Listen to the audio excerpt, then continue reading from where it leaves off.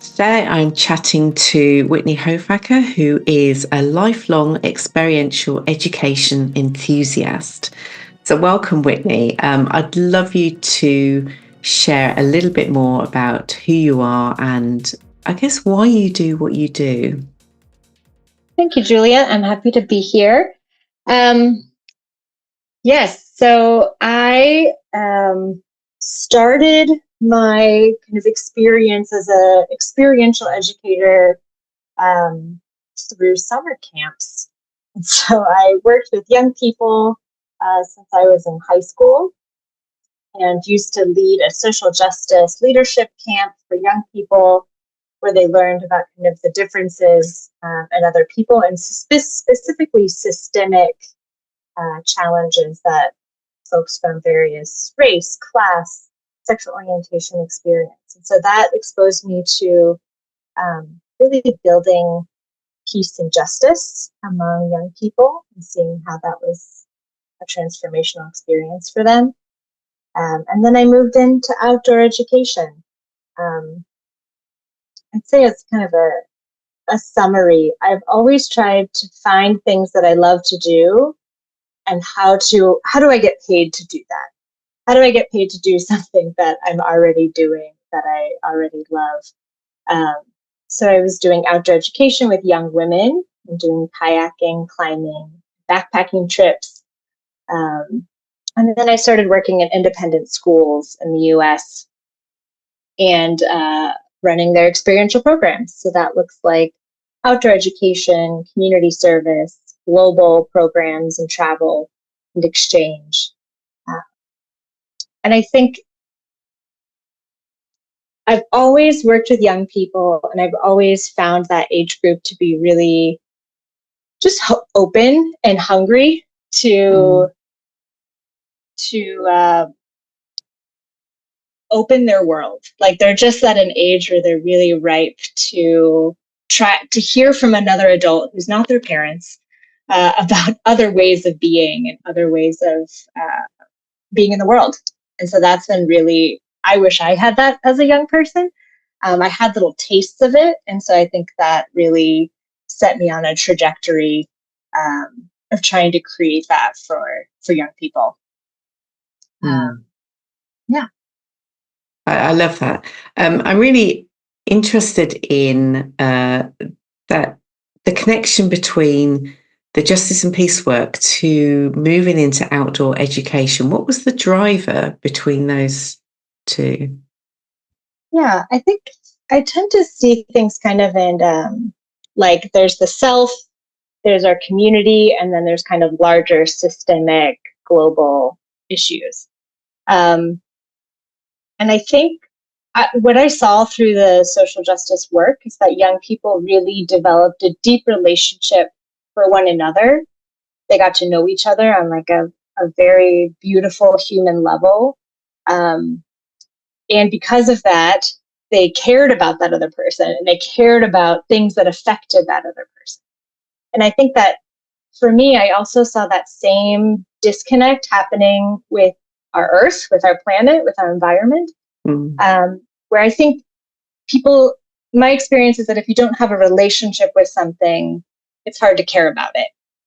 It's hard for you to make it better, to have that sort of drive. So I saw it as this idea of like wanting to help other humans, because you love other humans, and then how do you translate that to you love the planet, you've had beautiful experiences in nature, and now you're wanting to invest in its well-being. And I think for me too, I see all of that as interconnected, right? Like we are deeply dependent on our planet and vice versa. Well, it's not dependent on us, but we are deeply dependent on it, and its health affects our health. And so I think that's the relationship, right? Like when our community is doing well, we do well. And then when our planet, it's very symbiotic, isn't it? Absolutely. And I think we forget that quite easily. Yeah. And I've always tried to find work where people can discover that for themselves, right? Like having a deep relationship to themselves, people around them, and then this larger system, this ecosystem that we live in. I love that. And so how does that play out then with young people? Putting them in an outdoor situation, where is that relationship happening? Yes, well, I've done this in several contexts. There's shorter trips. I think anytime where you can get a young person out of their comfort zone into a new environment without the voices of others, right? Like without their parents, without their school, without their peers, where it's just them. And maybe another group of people who are also in the same experience of being out of their comfort zone in a new environment. That's a really beautiful opportunity. Honestly, I think nature does all of it. You just bring them to nature. And it's funny, I'm like seen as an educator or facilitator, and I'm like, sure, like I brought you there, and then I just held space, right, for you to be in nature. So that's looked like small trips where even just an overnight, something with intention, with a little bit of ritual, with creating kind of a container for students to be. I love the use of solo time, having students just go off, and maybe it's a meadow or just kind of a fixed space with a journal and just see what happens. I don't think there's much time as an adult. Like I think as an adult, how often do I have time to just go out in nature for a few hours with no agenda, without feeling stressed about what's next, and just being able to write, being able to observe, being able to just like regulate. And then on the extreme there, I've also led backpacking trips for young people that are 26 days in length. And so that is transformational for these students. I think any little bit transforms, but I think the more time you can be in the outdoors and have this kind of intentional experience, you will get out what you put in. So the more time and space out there, the more you will extract from the experience. So what difference do they see? I mean, when young people sign up to this, they're obviously going in with eyes wide open. They understand a little bit about what they're going to experience. But what is it, the difference that it makes from sort of day zero to the time they finish? Yeah, you're right. They do go in eyes wide open. We don't try to surprise anybody. I think one, it's the collective experience. You're in with a group of people. You're all kind of having this like, oh, how do we do this? You're all kind of babies in the sense. You're learning how to set up your camp. You're learning how to cook your food. You're learning how to deal with blisters. You're learning how to communicate and say like, hey, I need the group to move slower, or I need help in carrying some of the weight in my pack. So there's a trust and a rapport that is built within the group, which I think is really critical. Likewise, I think this can also happen if you're by yourself, but there's a trust that you build with yourself, right? Like you learn what your body's capable of. I think that's the piece of it, is like you learn in your bones what you're able to do, right? Like you may have this idea of what your threshold is, this idea of what your body can handle or your mind can handle, but this is an experiential learning where you're actually putting that into practice, and you learn, right? Like you it's a feeling you never forget. You just know what you're capable of. So that's one thing that happens. I think that that inner knowing, and then that trust built between yourself and your community.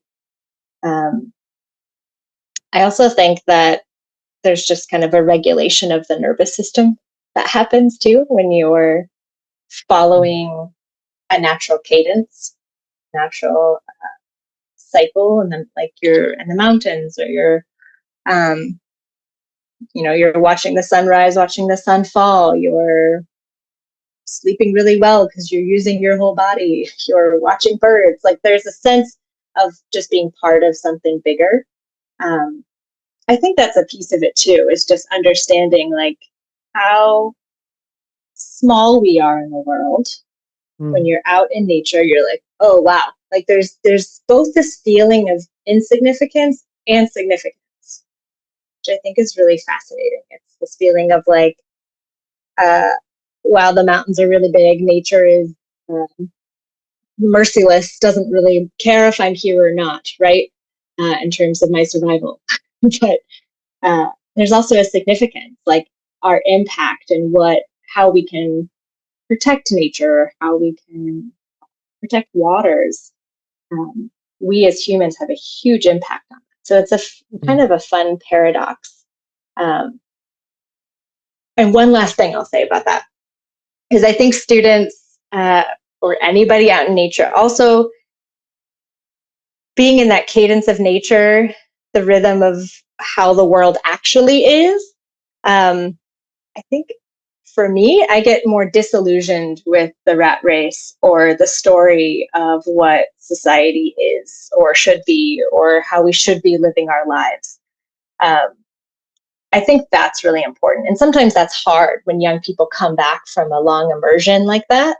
They're like, and then they have to go do an SAT test or apply for college. They're like, what is the meaning of it all? And so you're trying to hold those paradoxes where, yeah, what is the meaning of it all? Like, is this, I think those are important questions for young people to grapple with and to really explore, what does that look like for me, right? Like, what is the meaning of it all for me? What do I want my life to look like? What sort of balances do I need in place? What sort of connections to the way the world actually is? Yeah. Yeah. And how we operate in that world. So you talked there around, they may go back to exams or, the system that they actually live in day to day. So can you share any examples of, I guess, the type of impact that actually has? How do they transition back into that environment? It's definitely different for different students. I'll just say, and I'll be honest, some students are so excited to be back into the world, right? Into the world that we created. They're excited to have creature comforts and air conditioning and hot water and all these things that are hard when you're living outside. But I also think for their mental health, it shifts a lot. I think I can only speak to the education experience in the United States and specifically the independent school world. There's so much pressure on students to perform, so much pressure for students to excel, both from parents, from academic institutions, and then for them to be able to go outside, to turn off all of that noise and just have themselves to listen to, is an incredible gift. Like I've seen students who really struggle with anxiety or struggle with depression come out of that experience feeling such a stronger sense of self, a sense of relief, knowing that it doesn't have to be like that. I think it's both hard to operate, it's hard to swim upstream and to not be part of that system.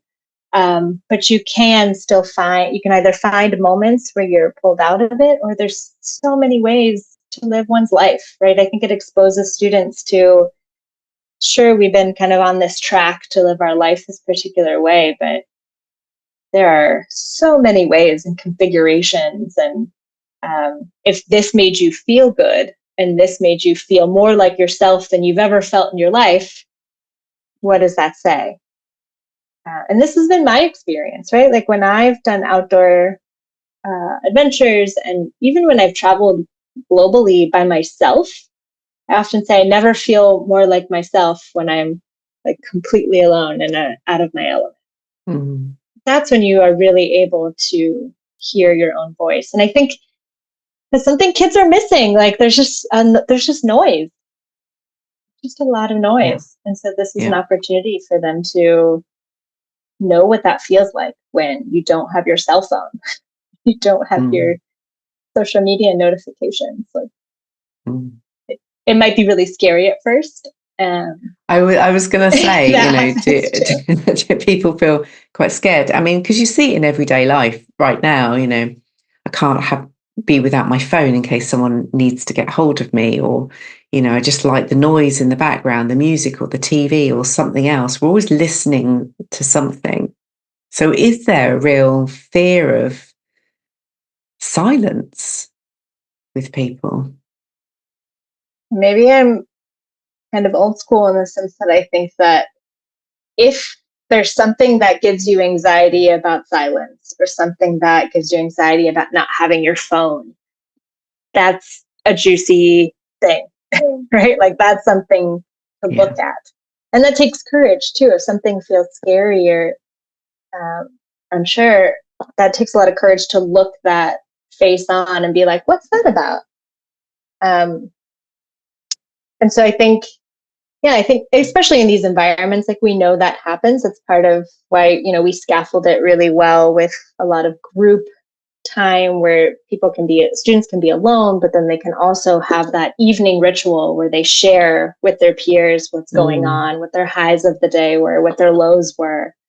And what I have found is, yes, it's scary at first. Yes, they have the phantom phone in the pocket of like, did I hear something vibrate? And you're like, no, you didn't.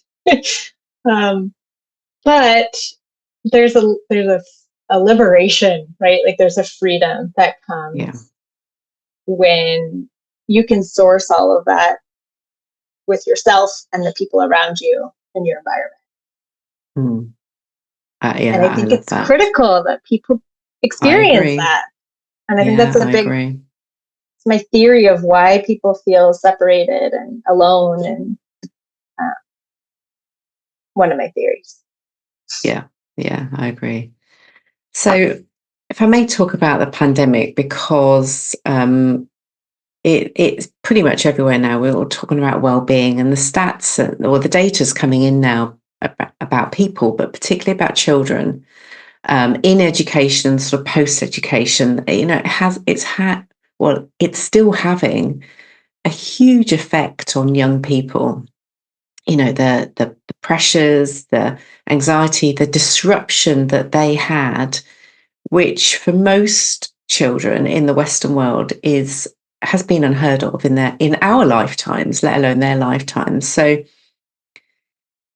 could this type of experience benefit those children, do you think? Yes. Yes, I think particularly, I think that we even took students out during the pandemic. It was optional at that point. A lot of the program that I worked for at a school was a graduation requirement, so everybody had to go. But during the pandemic, there were so many unknowns and so many moving parts that we made it optional, and we had, half the students who would normally go. That was one of the most emotional courses I've ever experienced. This was a 26-day backpacking trip in July of 2020. So students had already experienced the shutting down of everything. They've been experiencing online school. Like it was the height, right? This was their first summer. They couldn't do anything. Everything was closed. And we took, 30 students on this trip. And I think it just highlighted the importance of this to me. Like students felt connected in a very real and authentic way. They were cooking together, cleaning together, setting up camp, just supporting each other in a really deep way that when you weren't allowed to touch anyone or hug your grandma, this was such a critical thing. Like students were crying and sobbing at the end of it because they didn't want to go back. Like they didn't want to go back into this life of confinement. Like we're not made to be confined. And I think that's why it was so hard. We're such social creatures, and particularly young people at that age, their peers are everything. Like it is anyone has a teenager, you know that there's like at 13 or 14 that they don't want to hang out with you anymore. They only care about their friends. And that's developmentally appropriate, right? Like that's just where they are. And so being able to kind of curate an experience where they're able to be with their peers and just able to be in a place that where essentially COVID doesn't really exist, like in the depths of the mountains, right? Like it's not, it was a break. It was a respite. Yeah, it's interesting. So I'm going through that right now. You know, my son is growing up, doesn't need his parents anymore but in a different kind of way. And I know during the pandemic, you know, parents and carers, they just want to protect their children because all this stuff going on, but they're trying to, I guess, look after themselves as well. And, you know, the structure, that family structure that we know. So could this type of thing benefit adults too? Because there is you talked about the dynamics between children and parents, but there is that whole learning anyway around, because no one gives us a rule book, you know, we have to sort of fumble through. And so, where does that sit with parents and caregivers and people like that? I heard a quote recently that said, like, be nice to your parents, like they're being humans for the first time too, or something like that.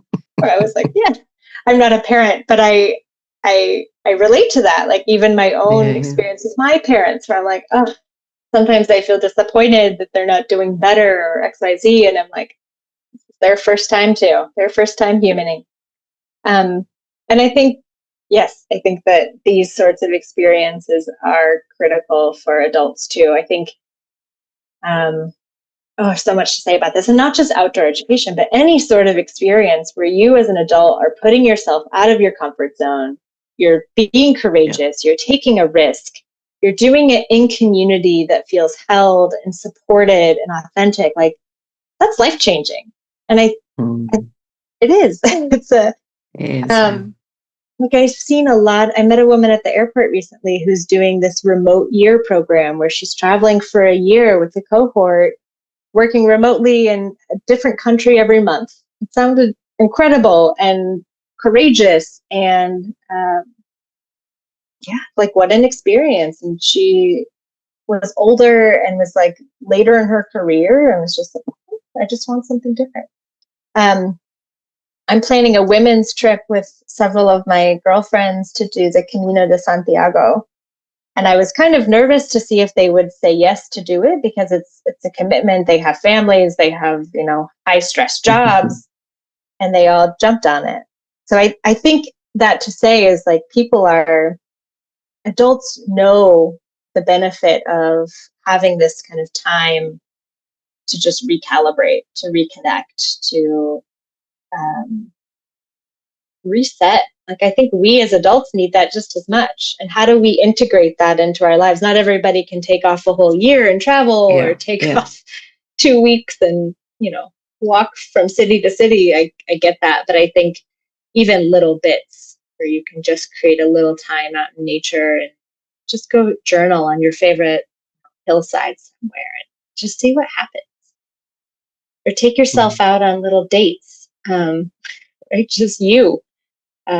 Do things that really bring you joy and see what happens. I think adults need this. Honestly, I think adults need this more than kids. I think for kids, it's a foundational experience. And that's why I've enjoyed doing that, because you can they experience it as a young person and they know how powerful it is. And then you can set them up for a life that's hopefully more sustainable for them, right? Like if you have these moments of regulation, or you can create your life so that it feels like that's a sustainable life, in my opinion. And I think, adults, I think they would be a lot less of the challenges that we have in our world today if this was a part of our lives, if this was integrated into how we live. Yeah, I agree. I mean, you talked earlier around almost like that consumption. You know, we consume a lot, not just information or noise, but we've been brought up in a society that if I want to fix something or find a solution, I go and buy it, or I acquire it, or I go and listen to it, and actually there is something incredibly profound that I've learned over the years, that actually most of us have a sense of what that could be, how we're going to solve it, but most of us ignore it because we want to do things quicker and faster, and we've got to keep up with everyone else. But there is this beautiful, powerful piece that when we have that space, even if it's 5 minutes, and it's quite scary because you listen to all this stuff, but once you cut through all the noise that you're saying to yourself, you can actually come out through the other end and get the answer. So I talk a lot about people's experience, and their own intuition is really powerful. You find that, and that will guide you through. But you've got to cut through all the noise externally and internally to be able to do that. And I think you're right, that giving yourself that space, whether it's journaling, just going sitting, whether it's painting, or just being somewhere with no constraints around you, is an incredible experience. Really incredible. Yes, it is. And I, like you said too, that's part of the noise, is that like, oh, I don't have time to do that, or oh, I'll do that. I've heard even my family say like, oh, I'll do that when I'm retired. I'll have the time to slow down. Yeah. I don't buy it. I think, yeah, that's part of the story of that kind of consumption culture, is there's no time. And that's a choice. It is a choice. And I think I was talking to someone yesterday, with everything that the world has thrown at us in lots of different, and it's still going on, all the fighting that's going on at the moment. Surely that tells us time isn't infinite. It's infinite for the world, but actually for us, anything could happen. We do not know. So actually to take those moments now, and I hear a lot of people go, well, I will do that when I'm retired, or these are my plans. And, but there's no guarantee in that. There's only a guarantee of what you know now and what you have right now. So surely that's a bit of a wake-up call for people. I hope so. I mean, who on their deathbed says, oh, I wish I would have worked more? No one. Right? Like I think taking that perspective of zooming out, I mean, like, okay, if I'm arriving to the end of my life, when I look back, what am I like? Oh yeah, I'm glad I did that. Or why didn't I do this? Like, yeah. And it doesn't have to be one or the other. So, it's good to be able to work. I mean, we have to work, we have to live, but it's also good to connect in with something that you're really passionate about. But it's also good to actually recognize the spaces that you create around that or within that. Absolutely. And I've been thinking a lot about that, as thinking of myself as kind of an artist or a designer of my life, and how to, yes, I have to work. Yes, I have to pay my bills. Yes, I can't afford to just travel and do all of this stuff whenever I want. And I have responsibilities, but how do I design my life in a way that is supported for this kind of exploration and time, and space and slowness? And I told you before that I was living in San Francisco, California, which I loved. It's such an incredible cultural place, but it was so fast and not sustainable for me in the long run. Like I was commuting, 45 minutes to work, and I felt like I didn't have time to walk my dog in the evenings, or take care of my body, or eat what I wanted to eat. And I'm like, oh, that's not how I want to design my life, right? So, and I know not everyone has the privilege to. And my husband and I moved to France recently, and he's French, but we've really been able to redesign our lives in a way that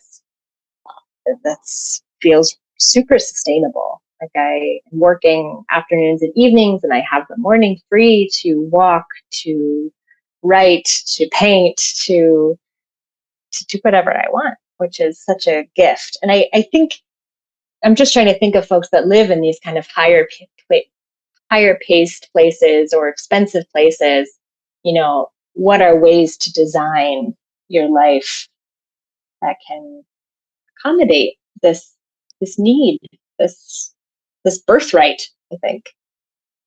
Mm. Yeah, without having to move to the country, because not everyone can do that. Yeah, right? It's true. It's true. I know that was a privilege that I was like, well, we should. Totally. That is not right. But it could look like so many things. Like it's a creative process, I think, to figure that out. Yeah, yeah. I mean, when we spoke previously, I was just thinking of some of the smaller things that people could do. You talked about eating differently. The foods were different. And from that habit that you've created and, the food around you, it's made you feel better. So I think being consciously aware of what you're putting in your body. So we talked about noise, so what you're listening to and who you're listening to, but also what you're putting in your body is just as important. It is. Like we said earlier, like all of that is connected, right? Like that is deeply connected, and that affects how you feel. It affects your energy, how you feel about yourself, everything. I think about that a lot. Considering we're still in this fast-paced world, ever-changing, probably even more so now, and this sort of whole world invitation to connect with your purpose, and that feels weighty in itself. A lot of people struggle with that, but then we know maybe it's conscious or not, but we know we have to save the planet and do more and all that stuff. What kind of future do you want to see where we as humans could almost like embrace all of that and understand it and then lead a better life from it? That is, I think, what I'm currently kind of grappling with. Like I'm exploring, how do I create that for myself, right? Like I can start with me, of like, how do I create a life that feels sustainable, that feels good, like one that I want to live? And then how do I support my community and also doing that, and people that I love? I think one thing that I think a lot about, and this is having lived in San Francisco, it's like pretty anti-San Francisco, because they say like move fast and break things. But I think moving slow to move fast, right? Like if we move slowly, we are more efficient in the long run. We are more effective. We are thinking through things clearer. And I think, but then there's also urgency. There's also the need to take risks. There's also, right? So everything's a paradox, which is really frustrating about being a human, I think. And yet it is, right? I think I've been thinking a lot about just how, I've been thinking a lot about wars and the things that are happening, and political climate shifting dramatically all over the world. Depression and loneliness and gun violence. Like, I mean, the world is a really hard place. And I imagine every generation feels that. Every human on, in their little epic of time are having that experience of like, oh, wow, this is really intense.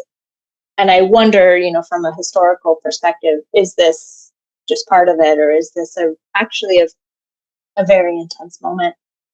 I don't know, right? And I think I think as much as one can create peace with oneself, my hope is that ripples and that affects, right? Like if you are able to craft that within yourself and to craft that love and compassion and silence in yourself, how does that ripple?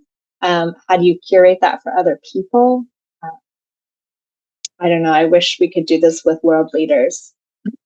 Think how different I would love the world would be if we could just take all the world leaders on a 26-day backpacking trip to like team build. And but I think I guarantee you there wouldn't be war. Just facilitating that space where they could understand a bit of silence. And it's really funny. So my previous podcast, I was having conversations with quiet leaders because I do feel there's a space for in this world needed for proper quiet leadership, and that lends itself to being comfortable with ourselves and giving the space, and and some people do it really well, some people don't, but it's creating that space where it's okay to not keep shouting and being the loudest in the room, because actually when you're much more considerate and much more intentional around what you're doing and how you are being, then the world could be a better place. But there is this urgency. I was reading this morning on LinkedIn, this urgency for climate change, and actually it's going to be very difficult for us to reverse what's happened now. We're in that almost like that pivotal point now, which is devastating really for the next generations. But there's still stuff we can do, right? Still stuff we can do, and how we operate and how we live. But it does take, it takes an individual choice for sure, but it does take a bit more of a community and finding those people that get it, and you feel good around those people. And I even believe that, yes, there are huge communities who get it, who are doing this kind of work, who you can find solidarity in. But I also believe that everyone gets it to some level, right? Like even folks that I think are ideologically on another planet than I am, there's also there are common threads that we get, whether it's freedom to live our lives the way we want to live it, or whether it's an appreciation for nature and how things are, right, as they are. I think that there's threads, right?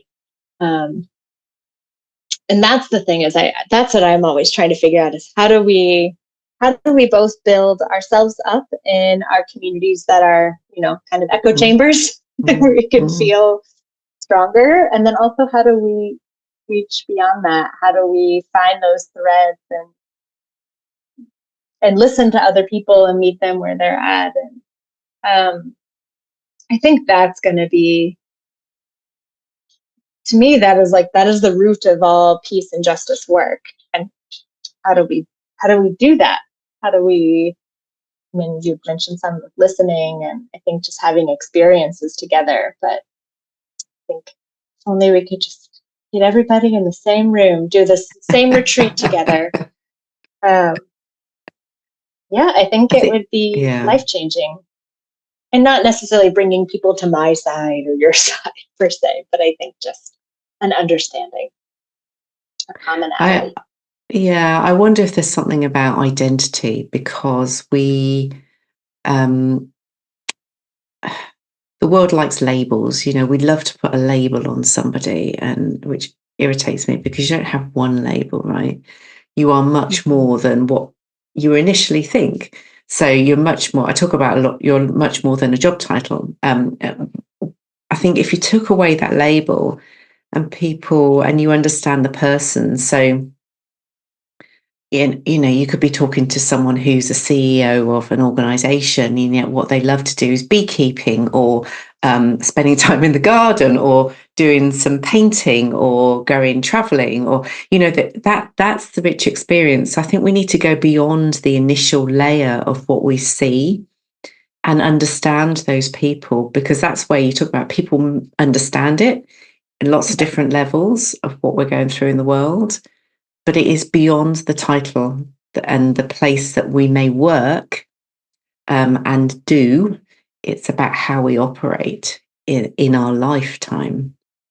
Which requires some intimacy, right? That requires some, I think, both some courage to kind of just not do small talk with people, to have a much deeper conversation. And I also know culturally, sometimes professionally, that is not fun. That is not type 1 fun for people, or even safe sometimes for people. But I think that's it, right? It's getting beyond those kind of labels and identities, and just connecting to the human experience. I mean, I do think the intersection of identities affect our experience in the world 100%. And when we're speaking with somebody, there's a way to reach who they are in their essence. Yeah. Allowing it to unfold. I often talk, it sounds very woohoo, but actually it is. You allow the conversation, you ask a question, you hold the space and allow that to unfold and see what happens. Because you never know what you learn about people. It's fascinating.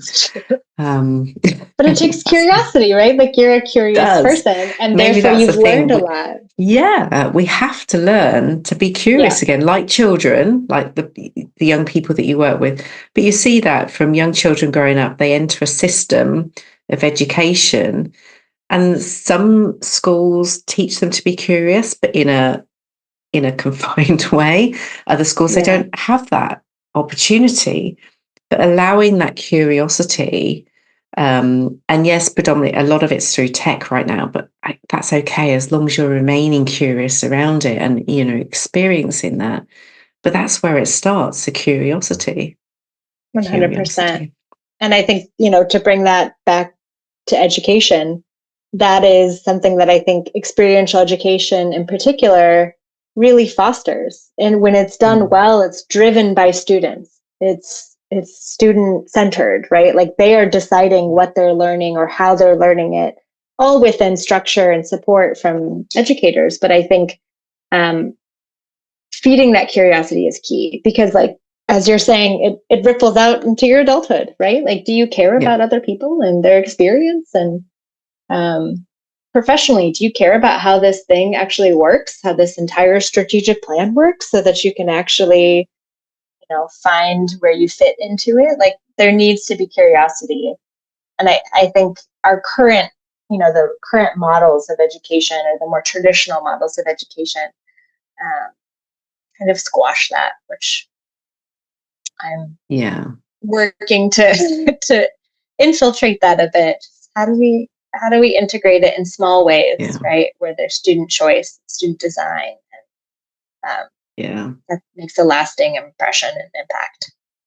Yeah, I think that's interesting, because I'm hoping, and I am hearing that there is desire for change in the education system. But it's not going to happen overnight, right? We're talking about quite often centuries old, decades old education that's driven by lots of factors about ticking a box and getting those grades. So what would you like to see happen in education? I mean, of course, I would love to see experiential education being the pedagogical, like, force kind of behind everything that a school does. Knowing that students need, like, just, I think when I think back on any big learning experience I've had, it was just that, an experience. It was some sort of roller coaster that took me from here to here, where I had my emotions activated. I took some risks. I stretched myself beyond my comfort zone. And I think with experiential education, it's often looked like, global trips or outdoor education trips. And it doesn't have to look like that. It can just look like how you design your classroom. It can look like your relationship and rapport with your students, and showing interest in what they care about, and integrating, if your 6th grade class is obsessed with Pokemon, how do you integrate Pokemon into what you're teaching so that it feels relevant to them, that it feels exciting, that they can actually see the connections and how that makes sense. That's kind of a silly example, but that's what I'd hope to see. I think it's a change of mentality, right? It's not, we often have this stage on the stage where you have someone in front of a group of students, and it's a very didactic, unilateral experience. And I think that doesn't work for most people. But I'm also hearing, the system, there's a demand for ticking the box and getting the grades, and totally. just having students in a classroom would be amazing, because a lot of students are struggling to get back into the classroom here in the UK, and I'm sure around the world. Yes. But that sort of brings me on to, I guess, what tips could you share for educators, teachers, or parents, or people who are looking after children, to help them embrace, in everyday life, to help them embrace that experiential mode of education? I mean, I think we've talked about it a bit, but curiosity.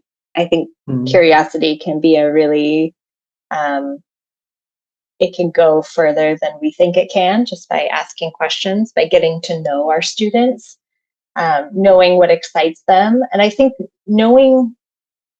I think teachers are also, like, all educators are also artists, right? Like education is a craft, teaching is a craft, and it's always evolving and shifting, just as art, as you're trying to find ways to connect with younger generations who, I have a hard time like even understanding what language they're speaking. And so I think being curious, asking them questions like, what does that mean? And you might be kind of the awkward teacher asking I'm not even going to say any like Gen Alpha vocabulary, but but I think just showing interest and being curious. And I think educators do this already. Like, people are in education because they enjoy young people, and they enjoy watching those light bulbs go off. But I think that if we can help make education relevant to young people and find out what they're interested in, and still applying those same concepts, but in a medium that they understand, or a medium that they care about, which is hard. That's hard work. That requires us to constantly be evolving and to knowing what's going on and keeping a pulse. Like, being an educator is such a hard job, and deserves so much respect. And it's also a craft where I think educators need to be committed to a growth mindset. The same way we ask our students to be committed to a growth mindset, we also need to have that commitment to be able to shift and pivot, just the way we do with classroom management. If the mood is low, okay, we're going to shift. We're going to change what we're doing in this moment, because it's not the right time. Like, there's an intuition. And I think educators, like I said, are doing this already. It's just a way of leaning into that a little more. But I also think having the time and space.